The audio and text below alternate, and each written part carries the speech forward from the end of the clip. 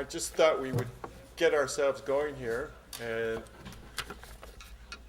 my name is Ron Teal. I'm the Assistant Dean for Advancement for the library. And I'm in here, you can imagine me as Suzanne Thorne if you'd like, but Suzanne unfortunately was not able to join us today. She sends her hearty appreciation and thanks you for all coming. But I want to just say good afternoon and welcome to everybody here from the Syracuse University Library Annual Associate Spring Luncheon. And before we get started, I wanted to just talk for a moment about Suzanne. I wanted to many of you probably already know this, but Suzanne received a tremendous honor just recently, and I wanted to again recognize and congratulate her for that upon being nominated by the president to the Institute for Museum and Library Services to become a member of the advisory board. She hasn't been confirmed yet in the Senate, but she's certainly gone through all the FBI vetting and stuff, and the FBI's talked to all of her friends and then those people who aren't her friends, and she's had pages and pages of financial documents, and I know Greg talked to the FBI. So. She still got through. I don't know how You said all the right things, but she's... Anyway, it's a tremendous honor for her. It's a tremendous honor for the library. We're very excited for her going forward.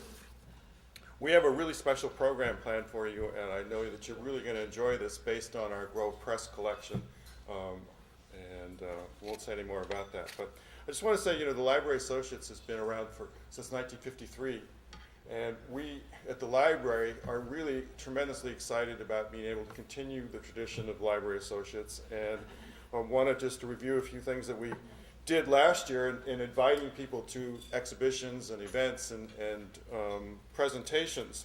And we started out last year with the Just One Word Plastics opening reception. We followed that up with the groundbreaking for the South Campus Library Facility, which is under construction. They've even picked the outside wall colors, and you can go down there and they've got the foundations in, and they should be starting to put the walls up soon. In the fall, you helped us honor Joan Green and for her contribution of cookbooks to the Syracuse University Library, and an event aptly named Joan's Table. It was a fun event for everybody. The guest lecture by Bakelite expert Reinhard Groot, who came as part of the plastic collection. That was an exciting event. He came from Amsterdam. Was also followed that was in October, and then in the Special Collections Research Roundtable in November. And then, of course, our annual holiday reception. That's always a crowning event in the year. In 2012, we began hitting the ground again with the Power and Piety exhibit and the recent launch of the Marcel Breuer digital archive collection, which is fascinating because we've collected Marcel Breuer's drawings from 6 different institutions and collaborated into one website where you can see everything at your fingertips. And we're just doing the same thing for the plastics collection. We're launching today a brand new version of that website based on the same format that the Marcel Breuer is. We also had the Syracuse Society for Archaeological Institute of America lecture and today's luncheon and presentation. I would like to take a moment just to recognize and to thank Bob Papworth, who's not here with us today, but for the past 2 years has been president of Library Associates. I'd like to thank him for his commitment and service to the organization and applaud him for his hard work. I think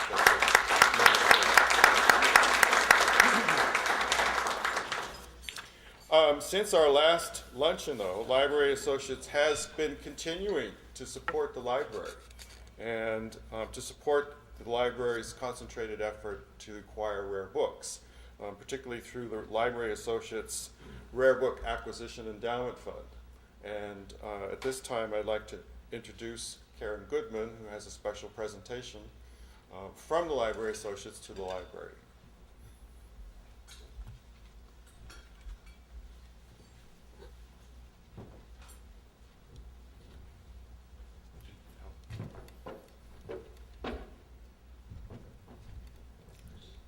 What a pleasure it is for me to stand here and present a check, a very big check, to the library for acquisitions of new books. And later we're going to hear what we have purchased from Sean Quimby.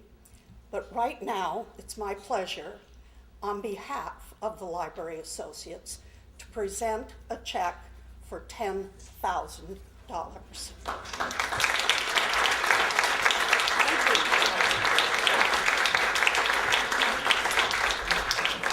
We'll just put this in our pocket and take it with us. Okay? This is very exciting. For the second year, Library Associates has made a very generous contribution to the Rare Book Acquisition Endowment Fund. And it's one of the things that I know Library Associates has done over the years. And it's a remarkable commitment to the library and making the library as exceptional as it is. And so thank you all for this. This is tremendous. I know Suzanne will be very, very pleased. And Sean, too. At this point, I'd like to recognize or have, well, before, I'm getting ahead of myself. I want to get Sean up here. One of the things that we like to do every year is to talk to you about what we're able to purchase with the revenue from this endowment fund. And Sean Quimby, the Senior Director of Special Collections and Research Center, will come up and let you know what we've been up to these days. All right, thank you, Ron. Good afternoon, everyone. So when I first came to Syracuse in 2006, I put a call into a certain Manhattan-based rare book dealer with whom I'd worked when I was at Stanford. He rather bluntly asked, "Can Syracuse afford to play with me?" I responded, "I don't really know yet, but just don't forget about us." And so above all else, I'd say it takes foresight to build a great rare book and special collections library. But of course, money helps too. And so for years, the Library Associates Acquisitions Endowment has allowed us to add rare materials to the university's special collections. This year, the curators, Will Lemoy and Lucy Mulroney, and I worked with the Acquisitions Committee of Library Associates, which includes Goody Cook, who's here, Larry Myers, who I don't know if he's here, Ed Bach, and Dee Dee Levine. And we worked to acquire two important, though at first glance, perhaps unassuming volumes. The first is a catalog entitled Porcelains from the Robineau Pottery. It's kind of small, so I would say afterwards, when all of the food is safely carted away, and I can stand in a corner if you want to see any of these up close, I'd be happy to show them. This small catalog was published by Tiffany and Company in 1906. Of course, Robineau taught at Syracuse University between 1920 and 1929, when this region was still at the epicenter of the arts and crafts movement. Robineau also edited the journals Ceramic Studio and Design, both of which are well represented in special collections. But this catalog is only one of 5 extant copies. It offers this poetic glimpse into our local history. The Robineau pottery is established on a beautiful hill on the outskirts of Syracuse, New York, and has a wide outlook over Onondaga Lake and the valley. It's a studio rather than a pottery, as the ware is made entirely by Mrs. Robineau, from the wedging and throwing of the clay to the glazing, without any other help than that of her husband, who has charge of the firing. What I'd also say about this volume is that it fits not only into our arts and crafts collections, but into our broader collections in the history of design. And this is something we've been working on this year, which is refining our collecting focus, and we'll very shortly be releasing a new web page that highlights and focuses on each of our subject specialty areas, so please look forward to that. The second acquisition that I have to show you this afternoon is especially appropriate to today's event. Grove Press published Robert Frank's seminal photo book, The Americans, in 1959 with an introduction by Jack Kerouac. Both the book and Kerouac's typescripts are a part of the Grove Press archive. The book was first printed, however, in Paris the previous year by Robert Delpierre. There was no introduction by Kerouac, but rather excerpts from de Tocqueville, and heavy text by the likes of Henry Miller, William Faulkner, and Erskine Caldwell, and others. A quick glance at it is enough to see that they're very different books. This is the French edition that we purchased. This is the American edition, published by Grove. The sparseness of the Grove edition makes this especially powerful, whereas the heavy text of the French version bespeaks an effort to understand the puzzle of American culture in the 1950s, a puzzle that was defined in part by segregation and McCarthyism. Now, thanks to the generosity of this group, we own both the French and American editions, and students and faculty can examine the two side by side. In fact, I imagine they already have in a class on photo books currently being taught. So I wanted to thank you all for your ongoing support of the library and of Special Collections. Thanks to you all, thanks to Library Associates, we can afford to play with that Manhattan dealer. So, thank you. Enjoy your lunch.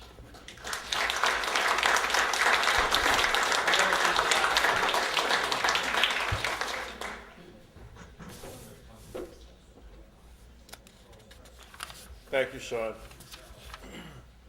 One more thing. Please, if you feel like you have to eat your salad, you can. I'm not going to stop you. I have one more thing I want to do, which we traditionally do at the Library Associates Luncheon at this time of the year. And I have the privilege of presenting this year's Mary Hatch Marshall Essay Award winner. Mary Hatch Marshall was one of the founding members of Library Associates. Her complete bio is in your program today on your chair. And to honor and perpetuate the scholarly standards and generous spirit of Mary Hatch Marshall, Syracuse University Library Associates awards an annual cash prize for the best essay written by a Syracuse University graduate student in the humanities. This year's winner, I'm pleased to say, is with us today, and it's my pleasure to introduce her and her essay. Her winning essay is entitled Math and the Mechanical Mind, Charles Babbage, Charles Dickens, and Mental Labor in Little Dorrit. Jessica Kuski, I hope that you'll join me up here at the podium so we can congratulate you appropriately.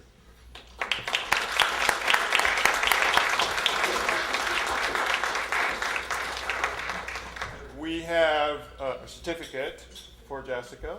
Thank you. And we have a check, of course, for Jessica. It's not as big as this one, but it's every much as valid. Thank you very much. And also, we'd like to present you with some flowers. Thank you so much. Thank you very much.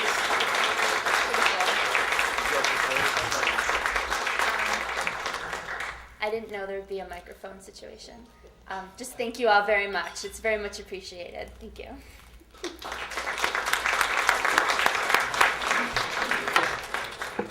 So, congratulations, Jessica. Eat, drink, be merry, and we'll come back to you shortly. Okay? Thank you.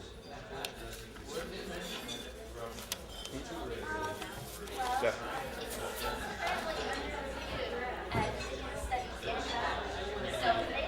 Works great. I love it. Please continue to finish your meal and enjoy yourselves, but we would like to start our next part of our program, and I'm going to introduce Lucy. Who's going to... I'll introduce Jeannette. Most of you probably have not met me yet. I'm a new addition to the Special Collections Research Center here at Syracuse University Library. I come from the University of Rochester, where I'm completing my PhD.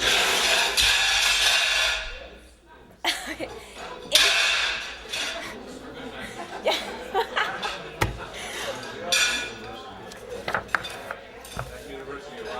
Right. It's a very difficult program that I'm in. Well, before I introduce Jeannette, I would just like to thank the Library Associates for their generosity and the funds to continue to acquire rare books. William Lemoy, the fellow curator, who's been showing me the ropes around here, and I really appreciate these funds, and we'll be sure to put them to good use. So, last Saturday, I decided that I would do a little bit of reading before starting the usual weekend chores. So I picked up a copy of The Tender Hour of Twilight. And it opens with the scene of a very young Dick Seaver in a cafe on a terrace in Paris, May 1952, and he's kind of staring at these cute French girls walking by. And yes, pretending not to, like, I can spot the tourists and I'm not one of them. And I was captivated. I immediately began to imagine myself as this 19-year-old American boy dressed in camis, riding my bike from Normandy to Florence, making spaghetti with my friends and drinking wine late into the night, starting a politically engaged literary magazine. And it just, sucked me in. And so about 4 o'clock, I got up off the couch, still in my pajamas, and I didn't make it to Wegmans, which my husband was a little frustrated with because we had peanut butter and jelly for dinner. The Tender Hour of Twilight offers us a personal window onto the life and career of Richard Seaver. We in Special Collections have known the importance of Richard Seaver in terms of his role in American publishing for a long time. And that's because we are the repository of the Grove Press records, where Richard Seaver was the editor-in-chief from 1959 to 1970. During those 11 years, Grove Press injected the American literary scene with avant-garde European literature, with politically engaged thinkers, with sexually deviant stories and authors, with radical playwrights. And so now we have the opportunity to have a better understanding about the man who is the editor, who is behind a lot of these writers that we're familiar with. So I am thrilled, and I know all of us in Special Collections are thrilled that Jeannette is here with us today and is willing to share with us her recollections of traveling among these amazing circles of literary and artistic people in Paris and in the United States at that time. And I just want to let you know that this is the first in an entire year of programming that we've developed to go along with the Grove Press materials. I'm proud to be the person to announce to you that the Humanities Council has awarded the Special Collections Research Center the Ray Smith Symposium Series for next year. So we will have renowned scholars giving public lectures and workshops. We'll have a film series. We'll have an exhibition that Susan Klein, the project archivist, and I are co-curating of the Grove materials. And I hope that today Jeannette's talk will whet your appetite for what we have planned, and we hope you'll join us all next year for these events. Please join me in welcoming Jeannette Seaver.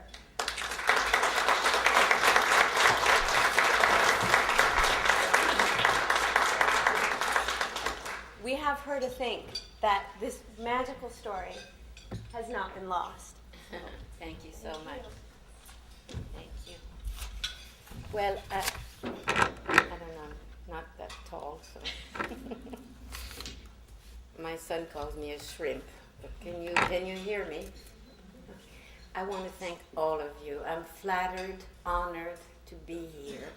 And I was so graciously welcomed last night upon arrival. I thank everyone, Sean, Lucy, Susan, Karen, for your hospitality, your warmth. Made me feel very happy, even more, to be here. I wish my husband were the one at the podium, because he is the voice of that decade. I'm an ersatz replacement.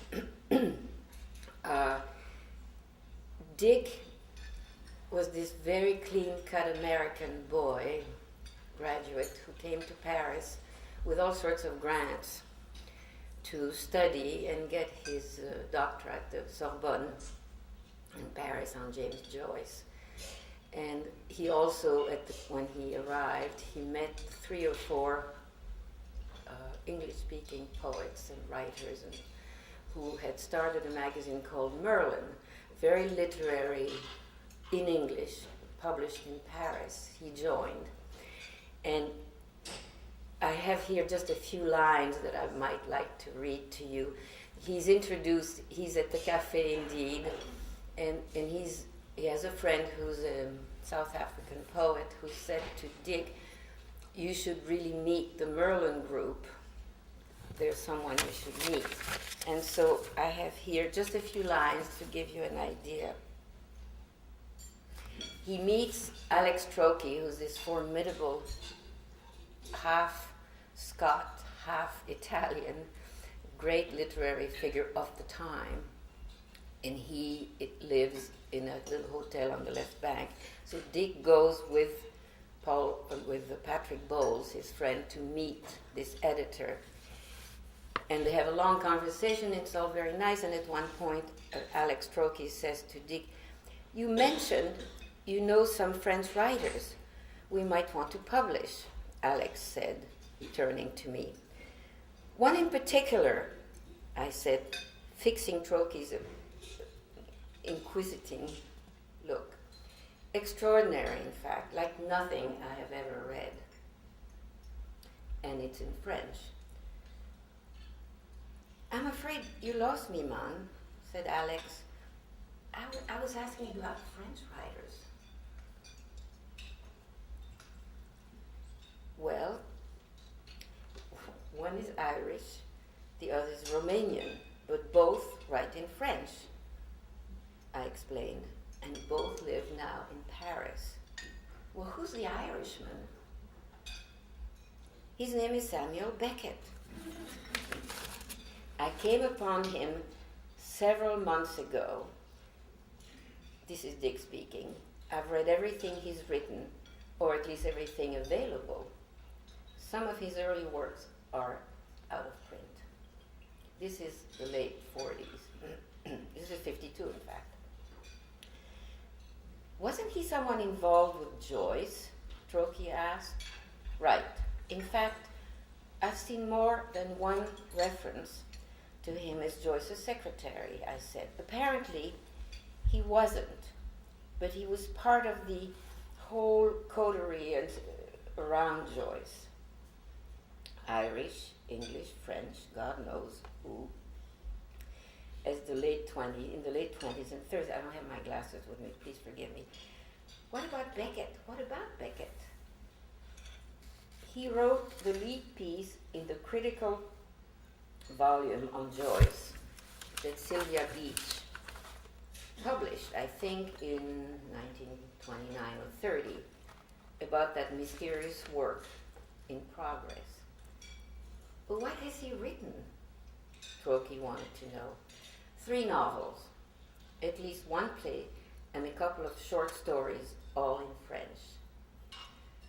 There's also apparently a slim volume of poems, an earlier volume of stories called More Pricks Than Kicks, both in English. All I knew about those that they're titles, they're out of print. Never heard of him, said Trocchi with irritation. Very important, I've heard. Totally committed to the theater, especially the avant-garde. And the portions of Godot they performed were extraordinary. Dick had gone to a first reading of that play for the French radio a couple of weeks before. What about the novels? And he said, 3 M's, I said. The first is called Murphy, the second Molloy, the third, which has just come out, Malone meurt, Malone dies. All these written in French? Patrick asked, with such Irish titles? No, Murphy was written in English, published just before the war, not available. But a French translation came out a few years ago. I didn't know it at the time, but it was Beckett who translated his own work back into French. The novel is good, not great, still under the Joycean influence, I suspect. As for Molloy and Malone, absolute masterpieces, and it goes on and on. So Dick worked and wrote, at that point, Trocchi said, you talk so much about this unknown Irish writer, why don't you write an essay for our magazine? Dick said, that's a tall order, but I shall try. And he did. And it is that very essay that came into the hands of Barney Rossett back in New York, who was starting Grove Press, had just started 2 or 3 years before and was looking for titles for his list, was intrigued, came to Paris, met with us. I remember we were newlyweds, and he said, "Could you please introduce me to Mr. Beckett? I'm very interested by your writing about him." And the rest is history, of course. By the time Dick returned to the States and eventually landed at Grove Press as the editor-in-chief, Barney had already discovered the work and published it in the United States. And that decade that followed, the first book is about Paris, about all the writers we met and worked with, Jean-Paul Sartre, Ionesco, Octavio Paz, who became our author later on as well, Sioran, a great philosopher, and those were very formative, intellectual, emotional years. When Dick arrived with the boat to France, he was still young and felt, I don't know why, a certain guilt of not having participated in World War II because he had been too young, and he wanted to learn more about what had gone on. And so instead of taking the train from Cherbourg to Paris, he walked through Normandy, inch by inch, trying to, and he could see the bullets in the walls, and he would sleep in farms and learn so much more. By the time he arrived in Paris, he'd been taking a real historical course of France, so to speak, and of the war, certainly. He spoke French very much like a native. In fact, at our wedding, those who had not yet met Dick couldn't believe he was American because he had zero accent. When he arrived back in the United States, by then I had graduated from school and I had received a scholarship to work in New York at the Juilliard School. He owed the Navy 2 years, and he gave them back for 2 years. And then after that he went to Grove. That decade was very, as someone said last night, tumultuous and an important. It really turned around publishing in America. Barney Rossett and Dick Seaver were what they were called at the time the dynamic duo, and were really fighting every state, because each state has its own regulation and laws with censorship. It's not, when you win New York, you still have to win Massachusetts.